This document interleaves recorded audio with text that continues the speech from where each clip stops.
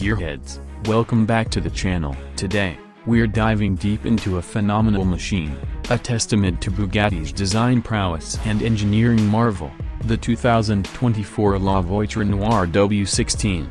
A legacy reborn. The La Voiture Noire, French for the black car, is a homage to Bugatti's Type 57 SC Atlantic, a car revered for its elegance and performance. With only 4 Atlantics ever built, the La Voiture Noire captures its essence in a modern interpretation, design language. The La Voiture Noire's design is breathtaking. The sleek, flowing lines and sculpted fenders exude a timeless elegance. The signature horseshoe grille dominates the front, flanked by sharp LED headlights. The entire car is crafted from light-weight black carbon fiber, giving it a stealthy and menacing look. Unveiling the beast, under the hood lies Bugatti's legendary quad-turbocharged 8.0 liters W16 engine, churning out a mind-boggling 1825 horsepower and 1,106 pounds-feet of torque. This powerhouse propels the La Voiture Noire from 0 to 60 miles per hour in a staggering 2.4 seconds and onto a limited top speed of 261 miles per hour.